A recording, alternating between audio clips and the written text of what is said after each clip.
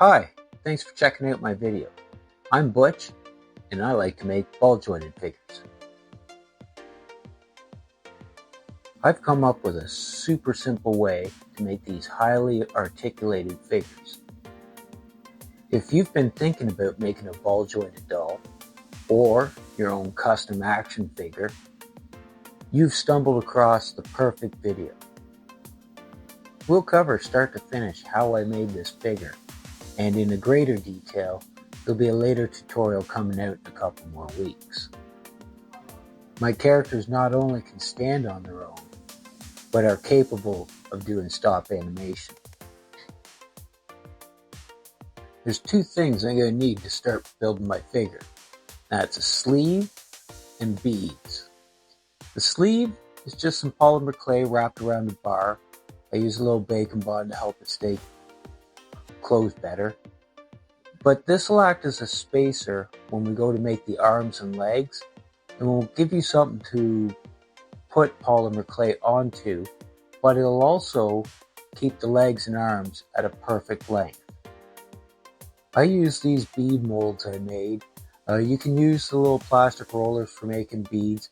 I just like doing it this way because after I've squished the bead, I can feed a bar through, squish the mold again, and I'll have a perfect bead already with a hole in it. That's pretty simple, isn't it? With the beads baked, I can now trim up the flashing, and I'll wrap them in aluminum foil. This is so that fresh polymer clay won't stick to them. Here you can see where I've used some of that too. I've cut down a pair of identical length ones to be used as thighs. That way, when you're forming around a piece, you only have to worry about it being consistent in shape and size and not in length. I also did the biceps at the same time. This method actually has the beads for the shoulders and the beads in the elbows attached to a portion of it. Here we're building up on the waist.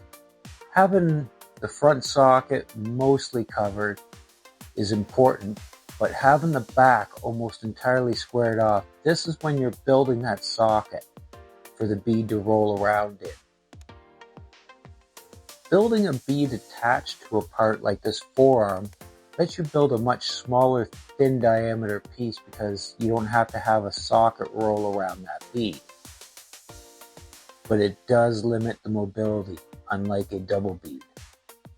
Baking regularly is excellent because it locks in your progress and you don't have to worry about messing up. When I made the skull for this character, it was just a white bead with some black wrapped around it. I left some big spots open for the eyes. Here I'm just building up little bits around the eyes to give me my eyebrows and cheeks and my nose.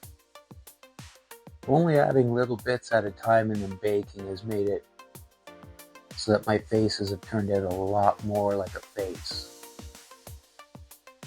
And now with the ears on, it's an actual little head.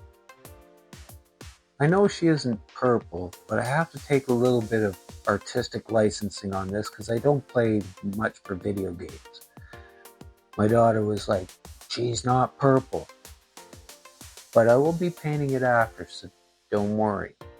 But if you would rather me see a build more like my other girls, where she's a lot more feminine, go into the comments and I'll have a comment pinned. And once I have 40 likes on that comment, I'll rebuild Hornet a lot more feminine. In this version, I gave her body a little more armor because she was a warrior, and the daughter said she's a little spider, so I wanted to make it seem a little more spidery. We'll add a little more detail and then bake. Now it is a shame that I couldn't keep her this color because that is a lovely metallic purple. And these legs. Watch further in the video. Something's going to happen with these. They're not right. Now I do like to make my characters so they have removable hair and multiple hairs. So Hornet will have a set of hair and a helmet. When I was deciding on a hairstyle for her, decided maybe a mop with pigtails. And I had to make sure that she got a set of bangs because they really do help lock in the hairdos that come off and on.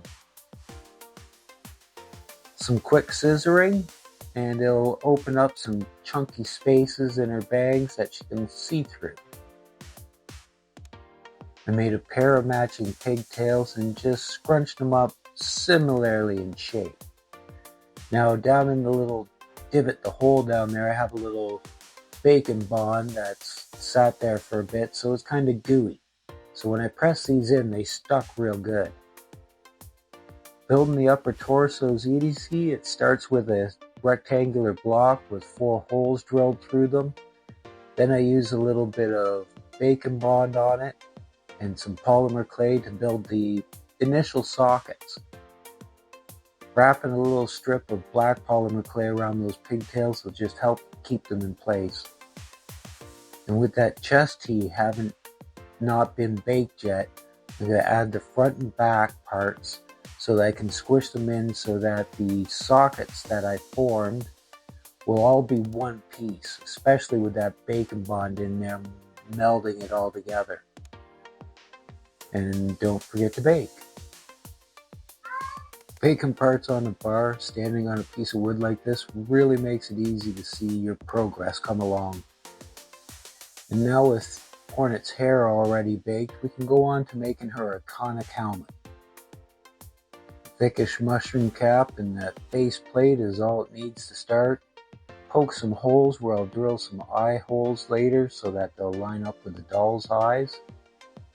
And we'll finish armoring up the upper body, adding the details so that it blends in with the rest of the torso and legs kind of motif. And adding some little shoulder pads will make this look like realish armor. I've had this little curve to it, so I don't want to lose that when I arc it, so I'm going to have to be careful. And here's what's up with the legs. I made them a ½ inch too short, so I had to extend them at the top and at the bottom at the ankles. Had these little flippy-doos so that it kind of looked like it was supposed to be that way. And for better or worse, it was a great trick, and I'll show you how I did it in my full-length video. But for now, they look pretty good, like I wanted to make them that way. So let's bake that in. Now my method doesn't require much sanding, but it does have a lot of drilling. I'll start with a thin drill bit and work my way up, and I'll stop when I get to a point where the elastic can easily slide through the hole I've drilled, or I get too afraid of snapping the piece. But if your hole's too tight, when you put the elastic through, you're going to snap the piece. The secret to all bolt joint dolls is the ball. Some of them will have slits in them, some of them will have oblong holes. In this one, I actually have a peg that hangs out the bottom that'll go down into the thigh. In the arm, this would be a shoulder one that it would go down into the bicep. Pay attention to how I did the legs, because I kind of lost how I did the arms. But they're done identically. Where the knee is, that would just be your elbow joint. And you just carve out that bulbous area that the elastic has to travel through. And you don't want to carve out too much. Leave it as tight as you can possibly leave it without hurting anything. Now when I drill out wrist and ankle beads, I'll just drill them out with as big a hole as I feel safe to do. When I do my hands and feet, the part where the elastic loop goes down into, you need to drill it as big and open as possible so that leaves the loop enough room to stay open. There'll be a little pinhole that'll go through the sides of both the wrist or the ankle, and you have to make sure that it's centered. Here's one of those pins. I just cut it from a push pin. And what would Hornet be without her iconic red cape? This is just a chunk of a red grocery bag, one of those reusable cloth ones, and a little bit of Gorilla Glue gel. Not a sponsor, but a big fan of their products. Now I like to paint up my polymer clays before I try doing any washes on them. I just find it lets the wash move around more easily. I just use some Folk Art, a craft acrylic paint that I got at Walmart. It's nothing expensive, and I add just a little bit of flow improver so that I don't get brush strokes. Here I'm using a muddy black and metallic wash. Using a metallic wash over a metallic polymer clay will give you a very metallic look when it all dries. I do find that if you put a wash on top of an unpainted polymer clay, it will stain it. And final bake. I'll bake my paint at my polymer clay's curing temperature, and if it's non-toxic, there's no problem.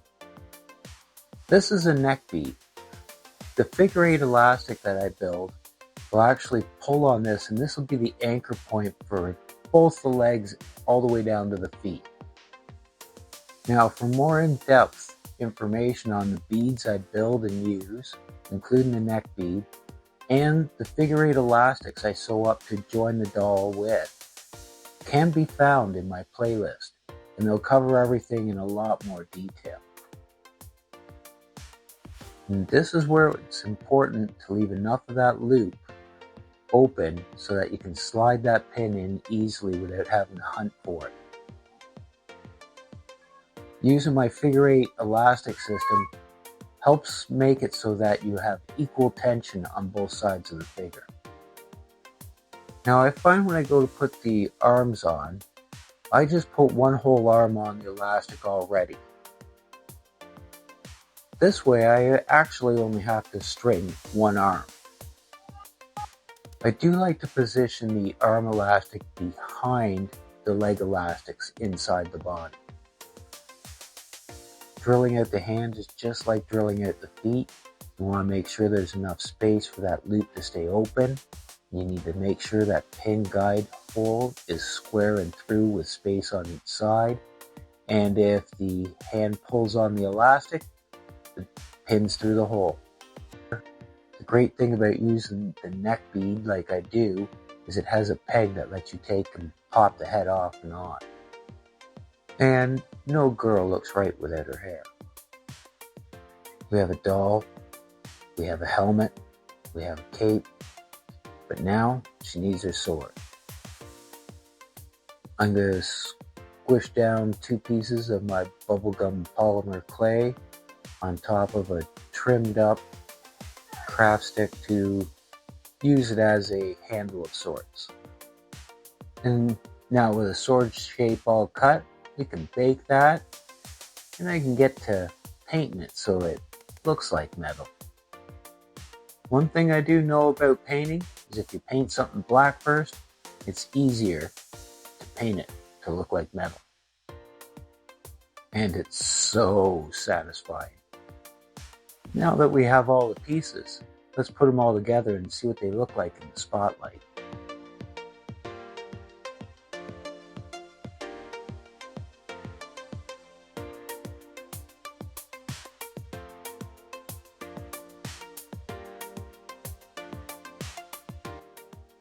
I am real happy with the way she turned out.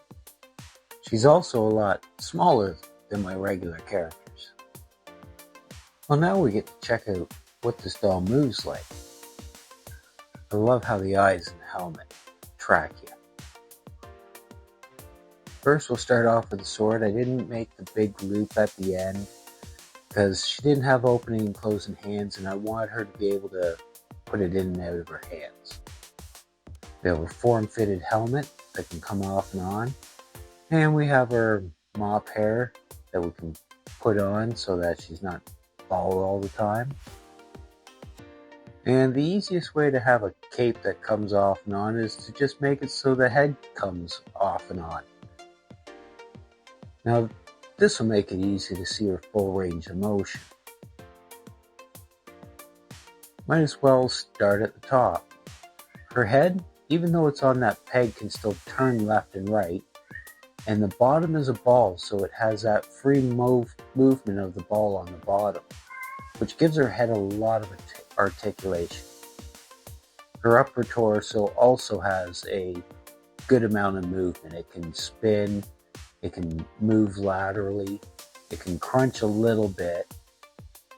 Because there's no bead in the waist, you lose a bunch of crunch there. Even though the arms only have this one point of articulation at the elbow instead of two, it still can manage a 90. And because I have my regular wrist type of over drilled out bead, the hand can move pretty good. I could have carved out a little more movement in the thighs, and the knees, about 90 is all you get with a bead. Good thing I put those same beads in the ankles as I did the wrists, or she wouldn't be able to stand very well. Overall, I'm quite happy with how this 4.5-inch figure turned out. Until next time, let's see what else we can bring to life.